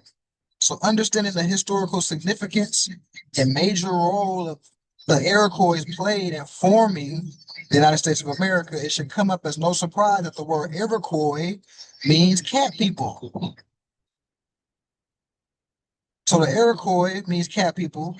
The Olmecs had jaguar societies. They were wearing cats. And remember, just like how the Greeks was quote unquote looking at the Egyptians, It's the same play. Foreigners looking at the original people, giving us nicknames. Because remember, it's called, like the brother Vernon Watson Bay said, it's not technically the Iroquois Confederation. It's the Haudenosaunee. But they're calling us the Cat people for a reason. Remember, it was the Montauk Native Americans that inherited the bloodline of the Egyptian pharaoh, as well as the term pharaoh itself, originally known as Lene Lenape, or the genuine, pure, real, and original man. In translation, the Montauks moved into the area of the Algonquin Nation after migration from Delaware into New York. Now, keep in mind when I'm reading is a reference from a book called The Moor, the Mason, and the Alien by Richard Smith. Richard Smith is an Albion, modern European. Just telling the truth. Keep these things in mind. So now when you have this background, when we go to Delaware Codes Title 29, and it talks about the Lenape Indians, how before they adopted the name Indian, they were referred to as Moors. Now it makes sense. The Lenape, the Iroquois, the Cat people, the Olmecs, were Pharaoh's origin, the origin of the Pharaoh system. Ancient Egypt. When we talk about ancient Egypt, we're talking about the Iroquois, we're talking about the Olmecs, we're talking about the Mayans, we're talking about the Cat people, we're talking about the Jaguar societies. Look at any pharaoh, go to images, you're gonna have either a bird or a cat on top of the pharaoh head as a symbol of rulership. Any thoughts, comments, statements on that? Islam. It's Also, just to add on with you, you said could you name two name two species that rulers wore?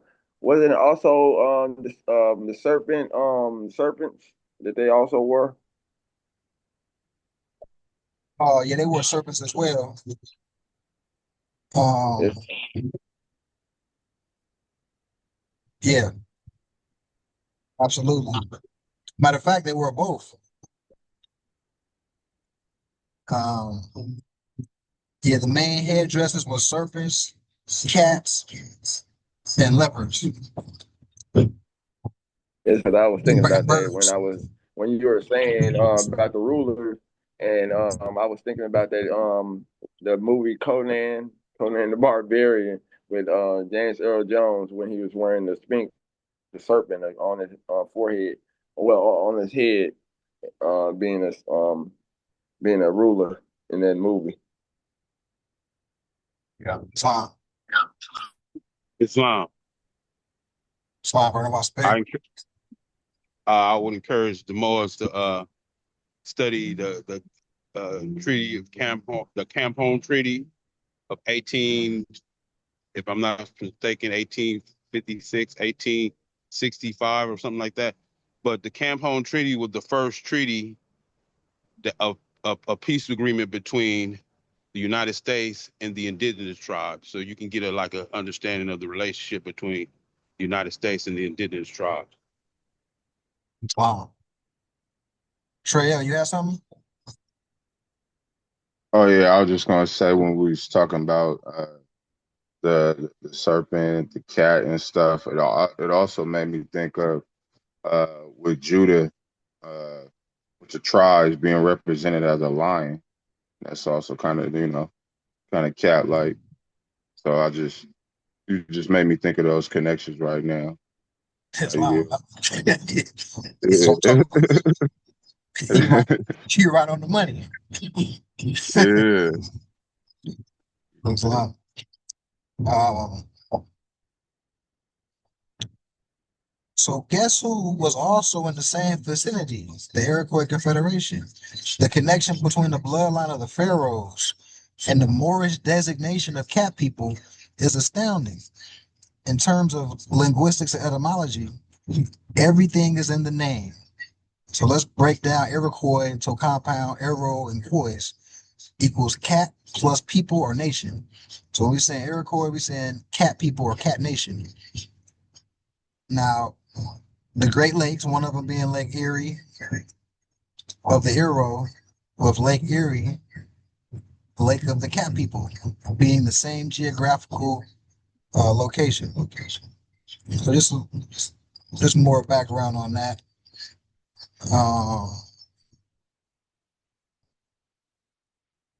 So the original Iroquois.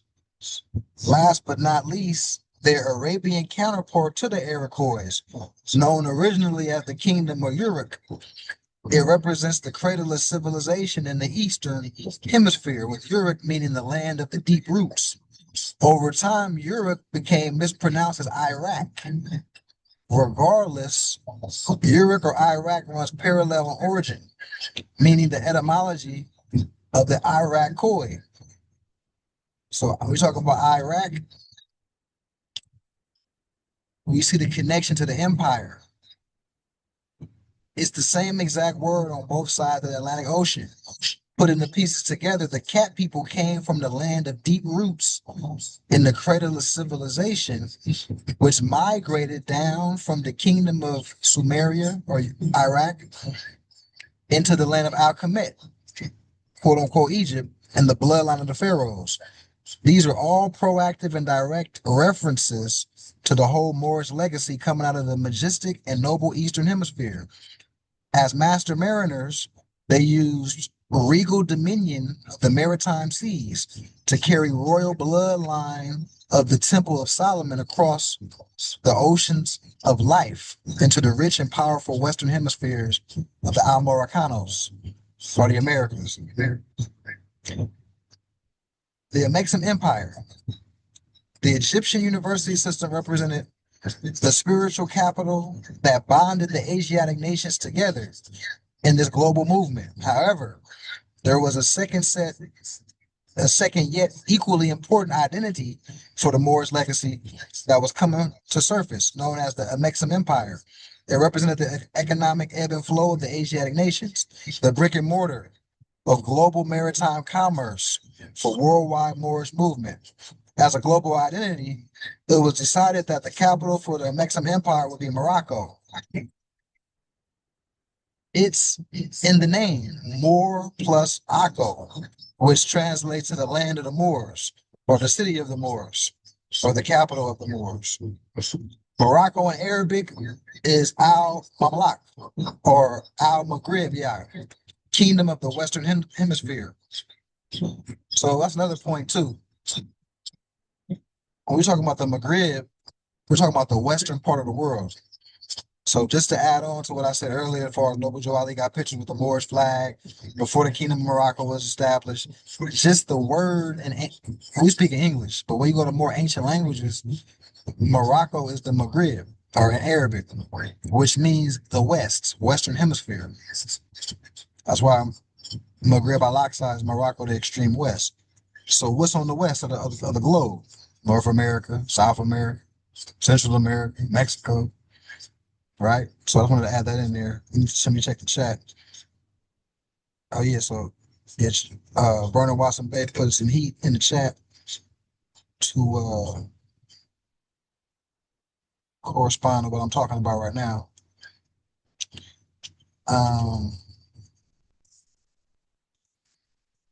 Let me see here. I think I got one more page. Then we can get into the Treasury report.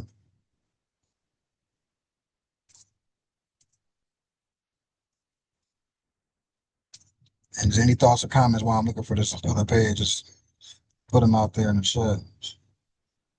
Islam. Islam. I was just thinking when you were saying about the 13 colonies, during that time, as you were saying, wasn't it like what they have now for the Indian tribes where they have the reservations? Um, Did they treat it like a? Because it sounds like they treated it kind of like a reservation. Because they oh, were only able, yeah, during that time they only had a certain place where the Europeans were able to go. oh, so you saying the Pilgrims were on reservations? That's what you're saying? Yes. Yeah, that's exactly that's a good way to look at it. So it was reversed. So I know that's a real good way to look at it. I'm yeah, glad you put it that way. yeah, you're absolutely right. So the Pilgrims was in the reservations. The Moors or the indigenous people of the land in the Americas was in the Taj Mahal style buildings that they tried to blow up. All the palaces, you go, all these things are what they call Area 51 right now. Or they hidden in plain sight in the middle of some mountains or something. Or they doing the PGA tour, they're playing golf on top of our mounds and all that. So you're absolutely right. We had the silk, we had the gold, we had everything. They were in the tents. No matter of fact, they was in caves, but they still reservations because they wasn't allowed to come to the technological developed part of the areas. Brother Hassan, you got something?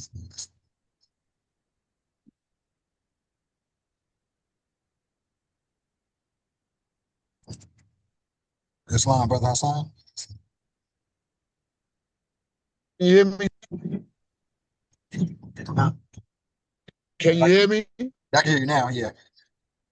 All right, Islam. So you mean to tell me that these people sent their exiles to this land to get them out of their area, and these people basically set up shop off of the knowledge of what we gave them, and none of our ancestors was like, yo, we can't trust these people or something like that. Like, because it seemed like they flipped the whole situation.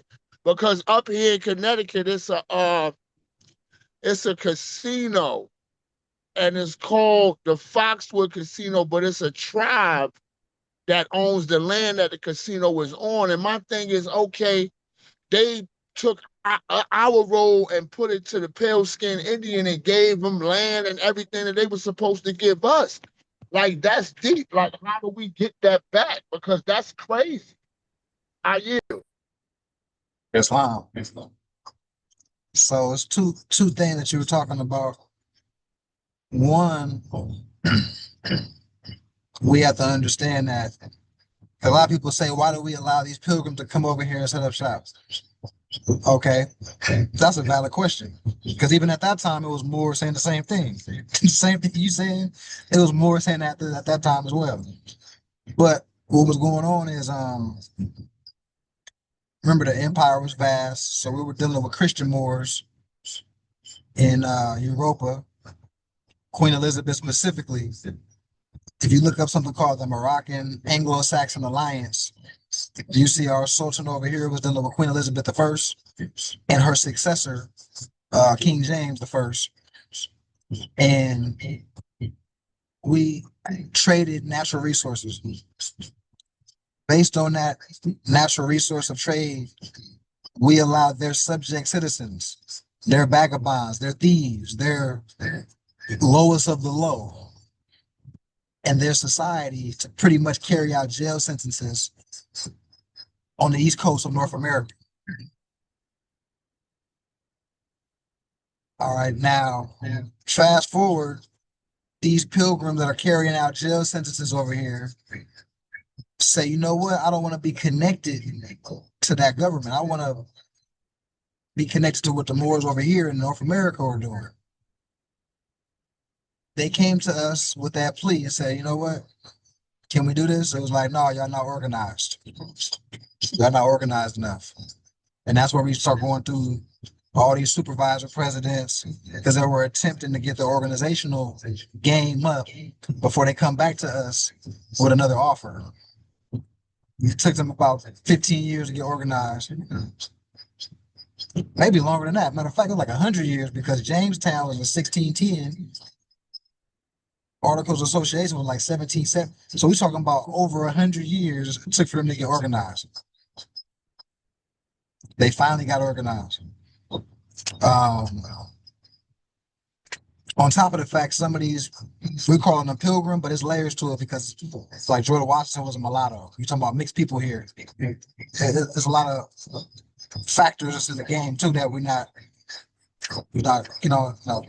we can talk about this in more length, but I'm kind of bullet pointing some things out. That's one thing how they got here. But the second thing I think element of what you're talking about is how the people that's looked at as being indigenous to the land is modern European.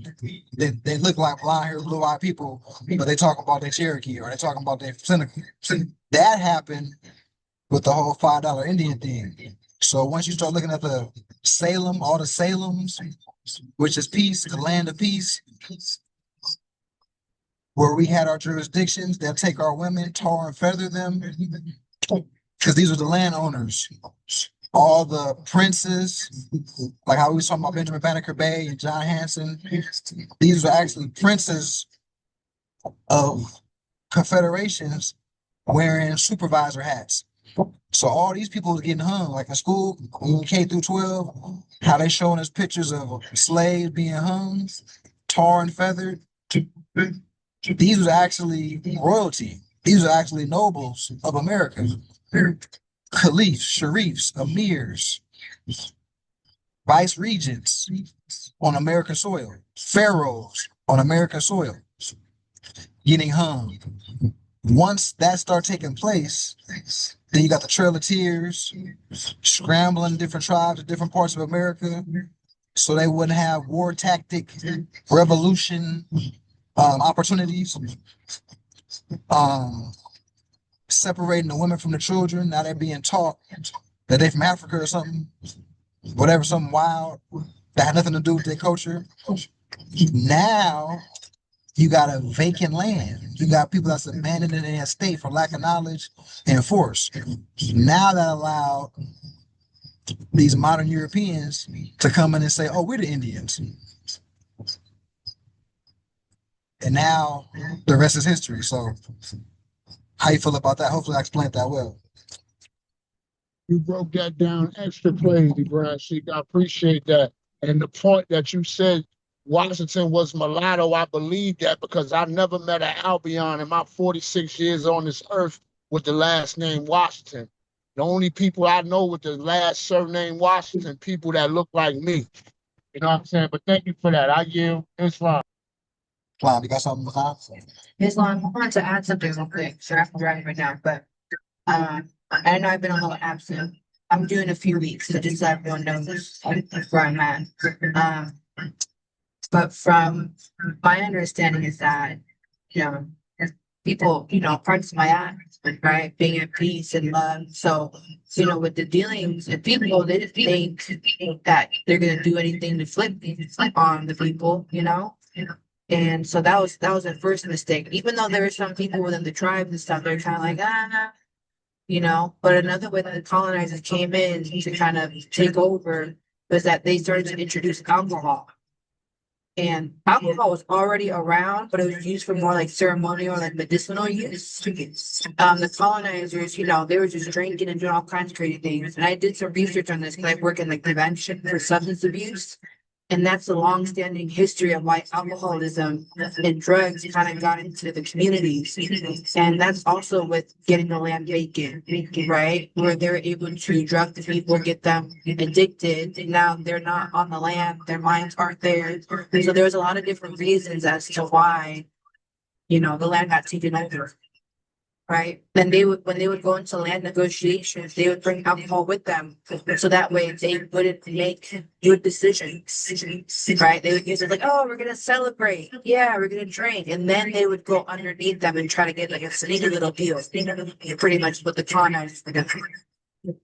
This is the post I put it out on the nonprofit I worked for to give awareness to, prevention and alcoholism and substance abuse and how there's a long-standing history in that and how that actually happened. So that was a tactic that they used as well, was the alcohol and the drugs when they were doing land negotiations. So that's kind of like from a different perspective in a sense. Thank you. Wow. Yeah, you'll see that in like different depictions, like Pocahontas and um, the Last of the Mohicans. Any movie depicting Indians, they gonna show how the colonists try to get us drunk and get us off our square. Yeah, they come in. You know what I mean? So that's a great point as well. It's Islam, y'all, because let me tell you what's crazy, right? I don't know how many Westerns I used to watch way back in the day when I was a kid. And I didn't find out until now, why is a white man calling another white man the white man? You know what I'm saying? That was us. They put them white faces up there, well, them albionic faces up there, depicting what we really did back when that stuff was happening. Because you notice, they always scalped them and always said, white man wants this and white man wants that. But they both look the same, but it's crazy. Now I know. They was depicting us, bro. Islam. Yeah. Um, so I'm gonna read this last page, and then we can get into the Treasury report. Um, and then I know Hassan came in a little later, but we was looking at the land in the beginning. We were that's why we're in the car right now. We found some land that we like.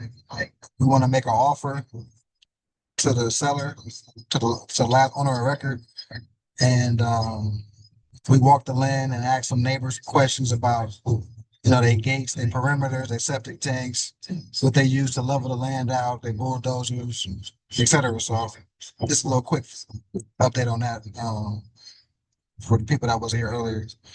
Um, so I'm gonna read one more page of this and go into the Treasury report, and then we can close out. So this is why the Iroquois Confederation, ambassadors of the Moorish legacy, stepped up to the plate serving as a transitional government so as to educate the founding mothers and fathers on what a newly emerging republic was supposed to look like. This in turn inspired the dirty colonists to acquire the knowledge necessary to research and absorb every form of ancient socialist republic that had ever existed, resulting in what came to be known as the Great Experiment. It's no coincidence that Thomas Jefferson acquired his own copy of the Quran 11 years before composing the Declaration of Independence to this day. It is Jefferson's original Quran that sits in the Library of Congress, used by the House of Congress to swear in newly elected Muslim representatives. So once again, this is from a book called The Moor, the Mason, and the Alien. Uh, these reference points. Any thoughts on that? If not, we'll go into the Treasury report.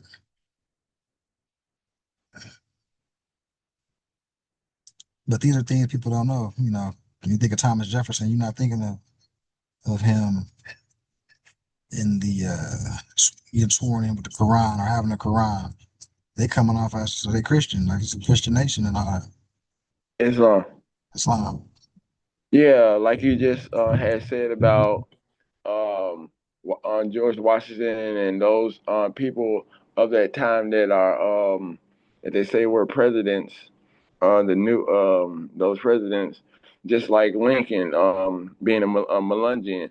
Most people like when I'm at work or so or in certain places and I get to saying these names like Melungeon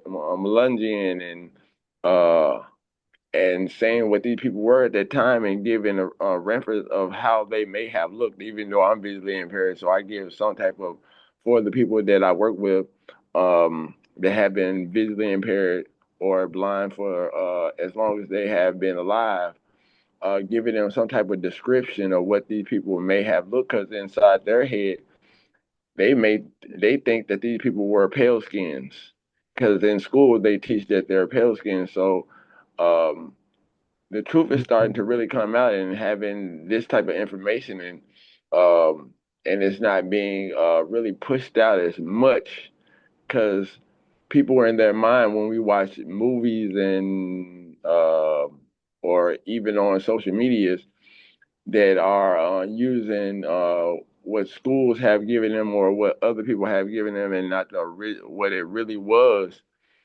now we're able to look at it in a different light and see that it was not people that was European or Caucasians, as most people will say. It was basically us fighting against ourselves and then bringing them in, and they coming from the backside and changing things up. And once they got into power, then the ones, not all of them, but the ones that were, came in and had a plan to switch it all up and make sure that we never or want us not to get on top again because they feel that the same thing may happen to them, but nobody really said different for us to be different so that the world would be better. Islam. Wow. Islam. Running Yeah, lots of- the problem is dirty Moors did things and all the Moors getting blamed from it. Islam. Islam. Islam. Islam. All right, so I'm transition. My computer's about to die. To the Treasury report for this month. Oh,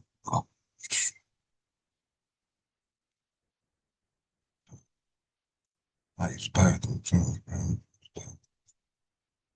All right, so we got 9L. Let me go to the top, make sure. All right. So we got 9L, $80 this month. Benjamin Bay. So the total of 75. I put in 83. Brother Hassan, total of 100 for this cycle.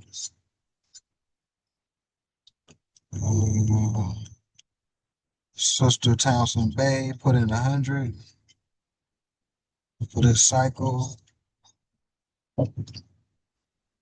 So right now we're at $6,080. That's the grand total for the Treasury report.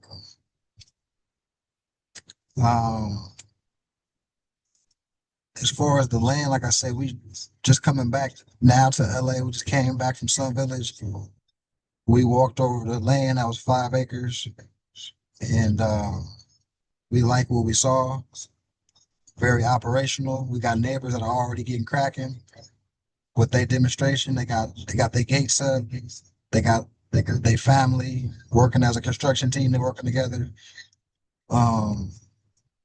We got some numbers, trying to build some alliances. So we're gonna put in an offer for the land. I was gonna speak with people individually that I've been putting in over the past months as far as strategy about what we're gonna do, how I approach it, and just brainstorm.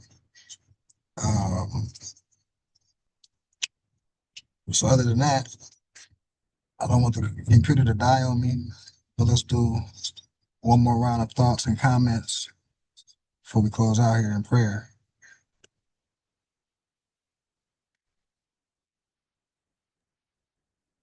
Always good. Always good to hear your demonstrations, man, Sheik. Even when I tap in late, I still get a jewel. So Islam, man. Keep going, man. Wow. Well, I appreciate y'all, man. Appreciate Peace and love to all the Moors. Islam. So I'm gonna close out in prayer and then peace and love to everybody. And then hopefully y'all have a beautiful rest of y'all day and week coming up. Allah, the Father of the universe, the Father of love, truth, peace, freedom, and justice. Allah is my protector, my guide, my salvation, by night and by day. Through his holy prophet, Muhammad Ali. Amen. Peace and love, Moors, Islam. Peace and love. Islam.